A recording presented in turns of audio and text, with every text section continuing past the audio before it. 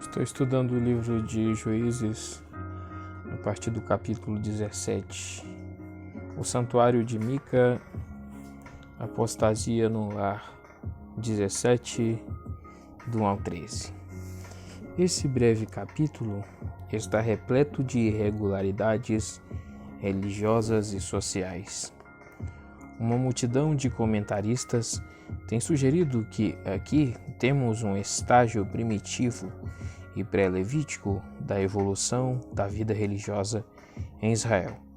Mas o objetivo do relato é contrastar o cenário com a norma. Remova esse fato e o relato é irrelevante. O roubo, a maldição, a confissão, a bênção e o resultante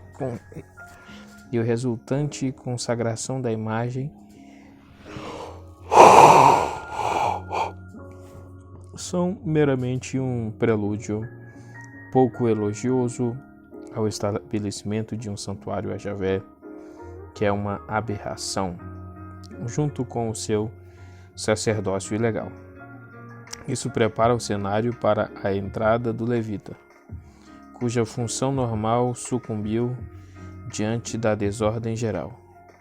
Mica, embora não tendo escrúpulo algum acerca do seu santuário, mas vendo uma oportunidade de lhe conferir maior legitimidade, contrata e consagra o sacerdote e se congratula por ter escapado da maldição proferida por sua mãe e ter obtido ainda a bênção de Javé. A apostasia tornou-se lucrativa e clérigos e leigos compartilham dos seus benefícios. Capítulo 17.1. Mica aqui, no versículo 4, Micaiehu,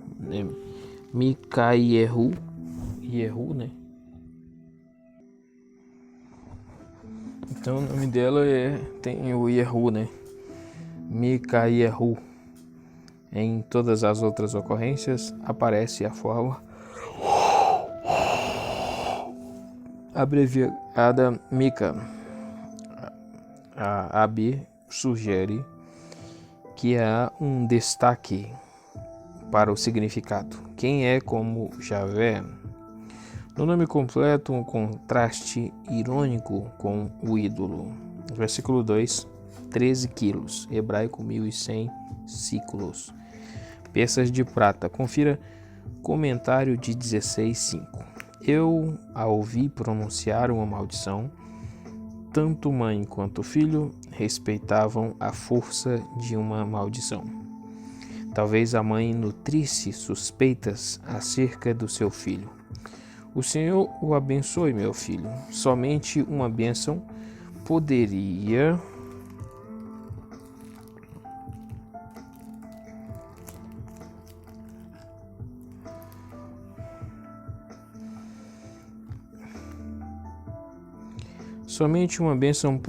compensar uma maldição pronunciada anteriormente. O Senhor é, sem dúvida, Javé. Versículo 3. Consagro solenemente a minha prata. O hebraico fortalece a afirmação. Uma imagem esculpida em um ídolo de metal.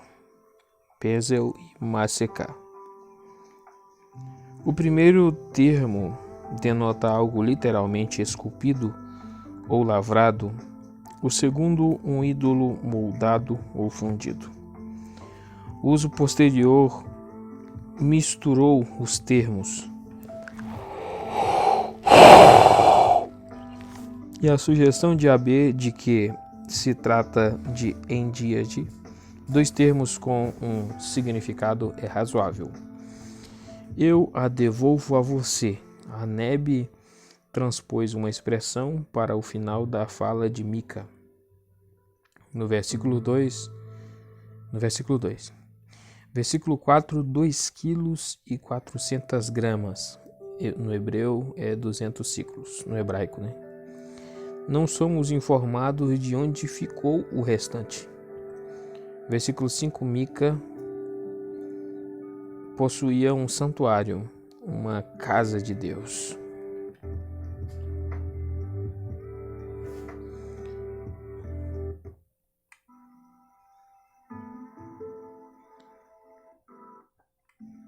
Ou deuses. Provavelmente já existia antes do roubo. Como mostra 18:22, ela servia a toda a vizinhança. Manto sacerdotal, confira 8:27. Alguns ídolos, os ídolos do clã, de Gênesis 31, 19, 14, 35, etc. O manto sacerdotal e os ídolos domésticos podem ter sido usados como artifícios para a obtenção de oráculos, pois um dos seus filhos, como seu sacerdote, o sacerdócio familiar, não era desconhecido no antigo Israel, mas um levita era preferível. Versículo 7. Um jovem levita de Belém de Judá, que um levita fosse considerado alguém do clã Misparrá e não tribo de Judá, tem uma analogia possível na situação de Samuel. 1 Samuel 1, 1 Crônicas 6, 28. A ideia era que os levitas fossem espalhados entre as outras tribos. Números 35:1. A Neb reconstrói o nome Gerson a partir de 18:30. O bem, filho de, é uma interpolação. Outros eruditos creem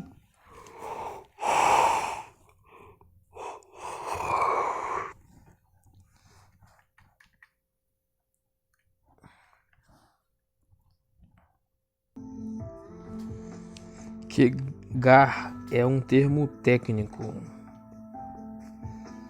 significando que nesse período os levitas eram estrangeiros, residentes e não israelitas.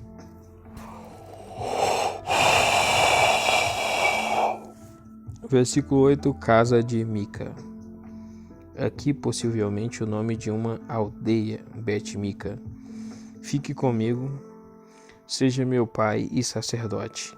Nem todos os levitas eram qualificados para o sacerdócio e não há indicação de que esse fosse antes de ser consagrado por Mica.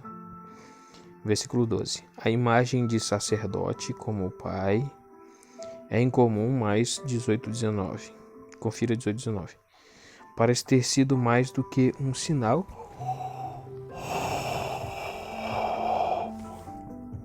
de respeito, mas a ênfase de Abi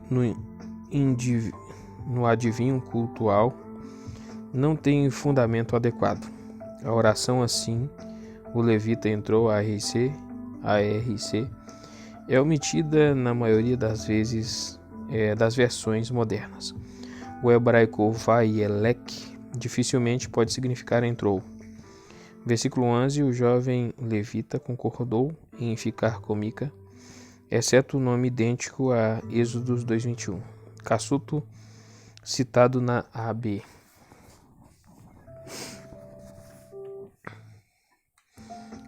A migração da tribo de Dan, a apostasia da tribo, 18:1-31. O capítulo começa com a rubrica do não havia rei.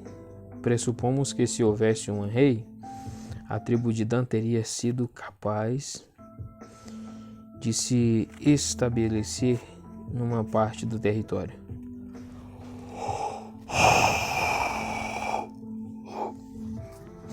Mas nesse contexto, a migração tem um propósito. Entre os danitas, a apostasia de Mica vai se expandir para uma heresia tribal, mesmo que a narrativa esteja zombando da débil tentativa de Mica de proteger os seus deuses. Os deuses que fiz, versículo 24. Além disso, ao relatar novamente o estabelecimento de uma cidade e um santuário da tribo de Dan, no extremo norte de Israel, as aberrações posteriores de Jeroboão, 1 Reis 12, 29 e 30, recebem um referencial. O que começou como heresia privada de Mica, antes do final do livro terá afetado todo o reino do norte. O capítulo conclui com uma tragédia ainda maior. Revela-se agora que o levita cujos filhos preservaram esse santuário até que o povo foi para o exílio é um descendente direto de Moisés. Quando se descobre que um neto do grande legislador conduz uma tribo e mais tarde um povo para o sincretismo javista, que esperança resta? Deve haver um rei que governe com justiça. A alternativa é a anarquia e a destruição. 18.1 A tribo de Dan estava procurando um local onde estabelecer-se. Confira 13.2. Originariamente, um lugar na planície costeira havia sido designado para Dan. Josué 13, 40-48. Mas Dan havia sido forçada constantemente para as montanhas. Juízes 1:34. No ciclo de Sansão, a tribo está espremida entre o poder crescente dos recém-chegados filisteus e a tribo mais velha de Judá. O capítulo 18 mostra um grupo pequeno, mas representativo dessa tribo, se estabelecendo no que mais tarde seria o seu território. Ainda não tinha recebido herança gramaticalmente, um texto muito difícil. Aneb, embora uma paráfrase, dá o sentido. Versículo 2. Todos os clãs da tribo, omitido pela BJ, com alguns MSS da Septuaginta e do Siríaco, Zorá e Estaol. Ver comentário de 3:25, Casa de Mica, confira 17:8. A sua chegada foi um elo providencial e uma série de circunstâncias. Versículo 3. Reconheceram a voz, jeito de o jovem levita falar, NTLH do jovem levita, ou seu sotaque ou a sua linguagem profissional. Quem, o que e por quê? As perguntas de Mica 17:9. A sua função de obter oráculos representava a ajuda prática na missão deles. Eles precisavam saber de quem ele obtinha oráculos. A resposta dele aparentemente o satisfez, pois continuaram a inquiri-lo. Versículo 6. Vão em paz. No hebraico é shalom, bem-estar, sucesso. Confira o comentário de 8:9. A aprovação do Senhor, nas mãos do Senhor. Neb, literalmente diante do Senhor está o caminho de vocês. Versículo 7. Laís, confira o comentário de 18:27. Vivia em segurança, gozava prosperidade. O texto hebraico é problemático. Algumas versões não tentaram uma tradução completa do versículo. Uma tradução literal seria algo como morando em segurança, de acordo com a maneira governo dos sidônios, calmos e seguros, e não havia ninguém humilhando ou restringindo nada ou por nada na terra, um possuidor ou herdeiro de restrições.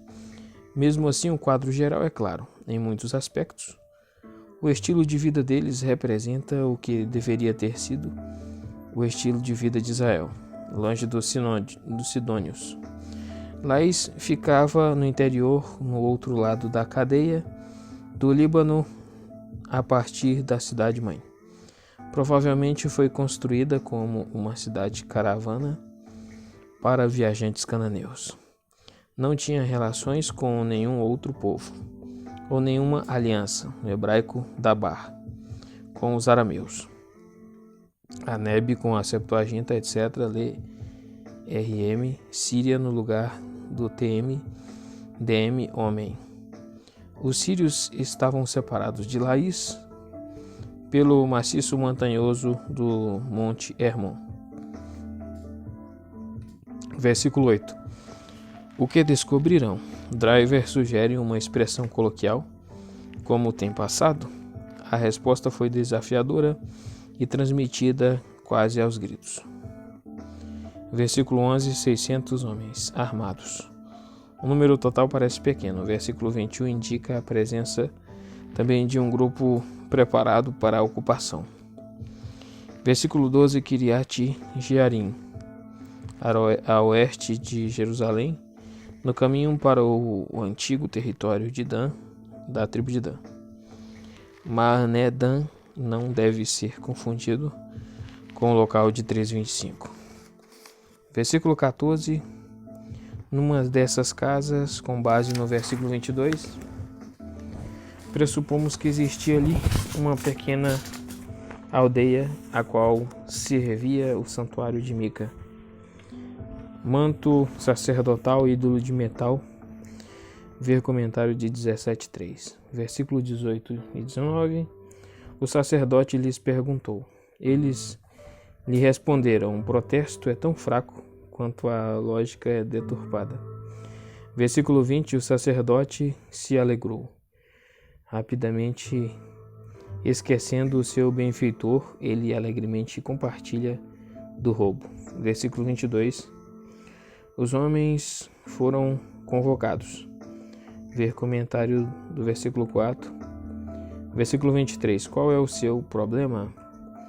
A fórmula repetitiva de pergunta e resposta dos versículos 23 e 25 é um mero artifício. Brigões se deliciam com esse tipo de discussão. Homens de temperamento violento, homens desesperados. A Neb representa de forma eficiente o literal amargos de alma. Versículo 27. Mataram e queimaram a cidade. As escavações desde 1966 viabiram Dan. Em Tel El-Cadi, Tel Dan, perto de uma das nascentes do Jordão, ao pé do Monte Hermon, tem lançado luz sobre este evento. Uma plataforma maciça do Bronze Médio foi usada em épocas posteriores no lugar de muros da cidade. A ocupação danita da cidade do primeiro período do ferro provavelmente ocorreu na metade do século XII a.C., quando a cidade foi reconstruída sobre linhas demarcatórias antigas. Versículo 28, Bet-Reob, literalmente casa da praça.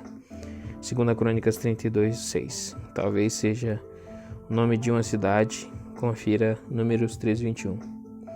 Versículos 30, Jonatas, neto de Moisés. O hebraico traz claramente Moisés, Moshe, mas a ortodoxia judaica introduziu um número acima da linha Miniché, tipo Monché, Tipo Monché colocou uma outra letra, para evitar esse escândalo na leitura. Confira Êxodos 2:21-22. A família de Moisés nunca é venerada na tradição subsequente, até que o povo foi para o exílio, provavelmente 622/1 a.C., no Reino do Norte. Versículo 31. Durante todo o tempo em que o santuário de Deus esteve em Siló, a primeira referência a esse santuário, 1 Samuel 1-3, que continuou lá até ser destruído, confira 1050 a.C. A referência sugere uma data antiga. Eu acho que não é confira não, aqui é confira quando é colocado atrás de alguma referência, Aqui é 1050, então é século 1050 a.C. A referência sugere uma data antiga, sendo o final do versículo 30 uma inserção editorial posterior. 3. O ultraje em Gibeá, desintegração social, 19 do 1 ao 30. A profundidade da degradação é indicada por duas referências. Em 19:30, todos os que viram isso, as testemunhas oculares da concubina esquartejada, disseram: nunca se viu nem se fez uma coisa dessas desde o dia em que os israelitas saíram do Egito. E em torno de 400 anos mais tarde, o profeta Oséias compara a profundidade da corrupção de Efraim aos dias de Gibeá. Oséias 9:9 e 10:9. Esse incidente, que reflete semelhanças com Gênesis 19, foi o ponto mais baixo da história israelita desde o êxodo até o exílio. Por esta razão é colocado no final o ápice vergonhoso de um período marcado pela quebra da aliança e pelo pecado. Os capítulos 17 e 18 tratavam de um jovem levita. Aqui temos um levita mais velho, hebraico is Levi, um levita. Mais uma vez, a região montanhosa de Efraim de Belém aparece no relato. E, mais uma vez, há uma quebra de padrões, mas as irregularidades são sociais e não religiosas. Antigas leis de hospitalidade e decência são desprezadas exatamente por aqueles cuja lealdade à aliança deveria ter estimulado a conformidade a elas. Embora a história culmine com o terrível mal que se faz ao levita, ele é retratado como parcialmente culpado. O sogro, o servo e o homem idoso são todos vistos de forma mais favorável, enquanto o ato final de crueldade e desprezo do levita por sua infeliz concubina dificilmente tem o propósito de evocar a nossa concordância, mesmo quando todas as considerações culturais tiverem sido pesadas. Mas acima de tudo são os homens de Gibeá que demonstram as profundezas do mal na história. O contraste sugerido com os jebuseus pagãos é evidente.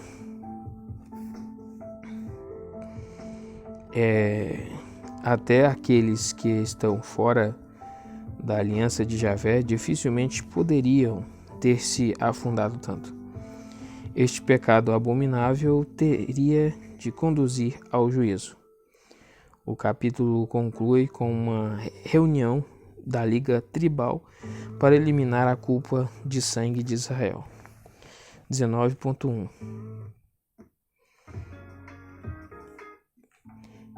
Região afastada, literalmente lado traseiro. Provavelmente a região montanhosa, na margem da principal estrada norte. Uma concubina, geralmente a segunda esposa ou mulher de posição mais baixa. Concubina. Versículo 2. Foi infiel. No hebraico, fez o papel da prostituta NTLH. Ela brigou com ele. Esta e outras versões seguem a Septuaginta. O contexto certamente favorece a emenda, visto que ela parece ter sido a parte injustiçada. No versículo 3, foi convencê-la a voltar. No hebraico, falar ao seu coração. Uma expressão idiomática comum com conotação carinhosa. A mulher o levou para dentro da casa. Depois disso, a moça não participa da história antes do versículo 25, e quando seu pai o viu, alegrou-se. NTLH. Recebeu com alegria. Aparentemente, o problema era pequeno, e a volta da moça havia sido algo embaraçoso para a família. Os versículos seguintes mostram a hospitalidade e a ociosidade típicas do Oriente, mas também constituem um contraste com as ações inóspitas de Gibeá. Versículo 4, 5, 8. 3 dias, quarto dia e quinto dia. Vem à mente a comparação com Juízes 14, 14 e 15. Talvez o levita deveria ter cumprido um prazo completo de 7 dias de festa. Versículo 8, espere. Burney argumenta a favor do indicativo. Assim, esperam, pois o versículo 9 indica que o cair da tarde não era uma boa hora para partir, mas é possível que haja ironia. Versículo 10, rumo a Jebus, Jerusalém, a 10 quilômetros ao norte de Belém, era uma fortaleza dos jebuseus. Versículo 11, até que foi tomada por Joabe, 2 Samuel 5, do 6 ao 10. Versículo 11, e já se findava o dia. O hebraico é difícil, mas o tempo fechou e surgiu uma tempestade. Neb. É conjectura. Versículo 12, iremos para Gibeá, mais 6 quilômetros para o norte. Gibeá, atual Tel El-Ful, foi destruída, confira, 1100 a.C., provavelmente na batalha descrita nestes capítulos. Foi a capital de Saul. A sua localização e topografia tornariam fácil a sua defesa. Versículo 13, Ramá, provavelmente a atual Ram, mais 3 quilômetros ao norte. Versículo 15, foram centrar-se na praça da cidade com os seus recursos. Ele obviamente tinha condições de pagar sua estada. E as leis de Israel e do Oriente exigiam que ele fosse recebido. A praça aberta não era lugar para passar a noite. Versículo 18, Santuário do Senhor. Confira no hebraico, para a casa de Javé. Não é fácil entender este texto. Versículo 22, alguns vadios. No hebraico, filhos de Belial. Etimologicamente, Belial às vezes é associado ao termo negativo Beli e o verbo Ial. Caramba! Ial, mano. Ial. No caso é 2A, né? Ial. Resultando sujeitos imprevisíveis. No Novo Testamento, 2 Coríntios 6, 15, grego Beliar, reflete escritos posteriores quando Belial é claramente uma entidade pessoal. Esmurrando a porta, Naneb, lançando-se, transmite o sentido reflexivo do Hitpael hebraico e mostra a fúria dos seus desejos lascivos. Para que tenhamos relações com eles, a proibição do homossexualismo em Israel conflui com as leis de hospitalidade para formar a base da história. Confira o versículo 23. Essa loucura, versículo 23, essa loucura no hebraico é Runebalá. NTLH, coisa horrível. Talvez infâmia na BJ reflita melhor o sentido da palavra. Até ter a filha e a concubina do levita violentadas, era preferível a violação homossexual de um hóspede. Confira Gênesis 19, 8. Versículo 25. Então, o levita mandou a sua concubina. A falta de sensibilidade do levita para com a sua concubina. Versículo 28 é mais um subtema do relato. Versículo 29, em 12 partes, 1 Samuel 11, 7 e 1 Reis 11, 30 ao 39. A expressão 12 partes é considerada um crédito posterior, visto que essa é a primeira vez em Juízes que todas as 12 tribos aparecem juntas, mas a língua original é pressuposta em todo o relato, especialmente se Josué, Juízes, for visto como uma narrativa única. Um pedaço para cada tribo pode ter colocado culpa de sangue sobre cada uma delas. Versículo 30. Todos os que viram isso disseram a Nebe, seguindo a Septuaginta. Acrescenta uma introdução à fala, fazendo os mensageiros dizerem o que segue. 4.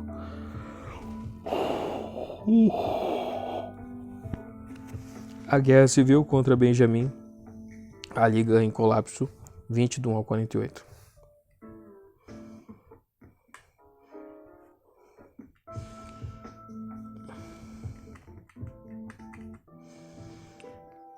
Se o traje em Gibeá representa o ponto mais baixo da moralidade e da ética em Israel, certamente a guerra que seguiu pode ser chamada a noite mais tenebrosa da alma coletiva do povo, começando como uma purificação da culpa de sangue e prosseguindo de acordo com padrões de responsabilidade pactual coletiva. A guerra expôs não somente a arrogância de Benjamim, mas a fragilidade de toda a liga. O capítulo começa mostrando a união de todo Israel, embora apresentado no final de Juízes por motivos teológicos. Há bons argumentos para defender a ideia de que esse evento ocorreu mais próximo do início desse período. Confira especialmente a referência a Finéias, versículo 28. Benjamim, embora supostamente convidado, está falando e o resto ouve a história triste do levita. Está claro que toda a comunidade de Israel se considera culpada de culpa coletiva que precisa ser eliminada. Com esse propósito em mente, planeja-se uma batalha e são preparados os suprimentos. Versículo 10. Naturalmente, Benjamim precisa primeiro ter a oportunidade de se livrar e assim todo Israel da culpa. Isso poderia ter sido atingido com um pouco derramamento de sangue. Versículo 13. E o mal teria sido eliminado, mas quando os benjamitas decidiram ignorar o ultimato, a guerra se tornou inevitável.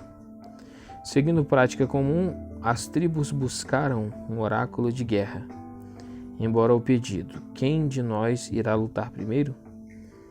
Que lembra 1.1, pressupõe ser correto ir à igreja antes de tudo. Essa certeza, embora justificada, apesar da oposição de comentaristas modernos, à luz do derramamento de sangue,